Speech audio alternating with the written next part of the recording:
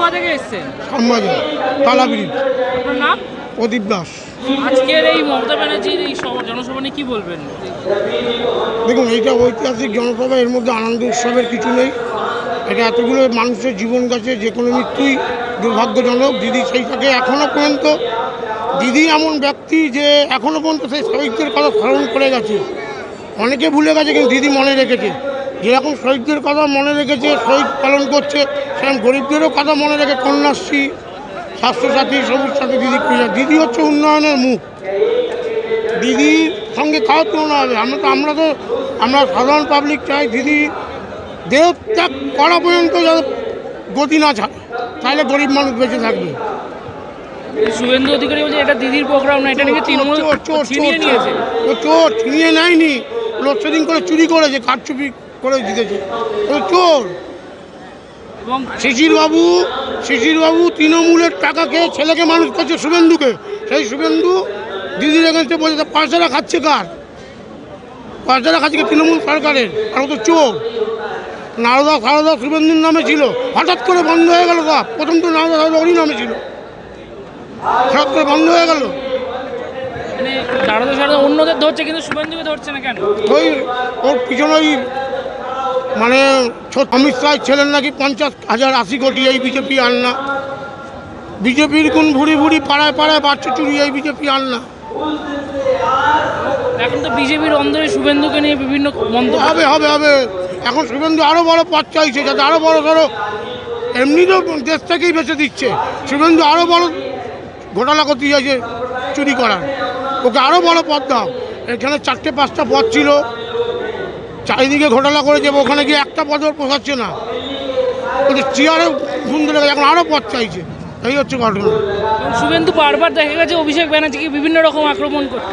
উন্নয়ন তো অভিষেক এসে পার্টিকে কত আগে বাড়িয়েছে। এবার ওইটাকেই ওরা বলছে দিদি ভার্সেস ভাইপোর ইয়ে না, কিচ্ছু না। ওটা জ্বালায় বলছে, ও পারছে না তাই বলছে। যে পারে না সে কাঁদে, সে ওর নামে উল্টো পাল্টা বলে। আর যে পারে সে করে, ও পারছে তাই করছে উন্নয়ন। শুভেন্দু কি তাহলে কি বিজেপির মধ্যে ভাঙন ধরাচ্ছে বলছে? শুভেন্দু বিজেপির মধ্যে ভাঙন ধর, বিজেপিতে আছে কি ভাঙন ধরবে? পশ্চিমবাংলা বিজেপির কিছু আছে? আপনারা মিডিয়ারাই বলুন, পশ্চিমবাংলা বিজেপির কিছু আছে? কিচ্ছু নেই। ওই ফুলুকে 2-4টে এই ইডি সিবিআই হয় নাকি? ইডি সিবিআই দিয়ে আমার ক্ষমতা আছে, আমি আপনাকে তুলিয়ে দিলাম, এই করে হয় না। মানুষ ওইসব খাবে না, মানুষ খাবে উন্নয়ন। তবে আজকের দিনে বিশেষ এই টুপি, এই নতুন বাইক নিয়ে একদম পুরো সাজগোজের কি কারণ? প্রচার। দিদিকে ভালোবাসি তাই প্রচার, নট অন্য কি। দিদিকে ভালোবাসি, দিদি উন্নয়নের প্রতীক। দিদির বিকাশ দেখলে কেউ, মোদির বিকাশ দেখলে কেউ যমুনাতে ভাসে মৃতদেহ। করোনাকে নিয়েও ব্যবসা হলো, দিদির সাথে দিল্লি চলো। আমরা সেই টার্গেট নিয়েই প্রচারে বেরিয়েছি। যে এই ভোটের পর থেকেই, লোকসভা ভোটের পর বিভিন্ন জিনিসের দাম বাড়ছে, এবার কী বলবেন? দেখুন, বিভিন্ন জিনিসের দাম বাড়ার পিছনে দিদির হাত নেই। গ্যাসের দাম কমেছে, দিদি তো চাল দিয়ে যাচ্ছে, গ্যাসের দামটা কমেছে কত?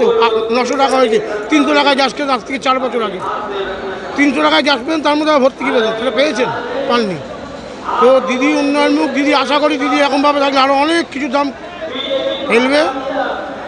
এই জন্য তো বলছি, দিদিমণির উন্নয়ন করবে যেদিন মূল্যায়ন, বলবে না জয় শ্রীরাম, বলবে দিদি ওয়েলকাম। এই মোদিই বলবে ওয়েলকাম। আপনার নামটা? আমার নাম প্রদীপ দাস। দিদিকে নিয়ে গর্ব হয়, জোড়াফুলে বিশ্বজয়।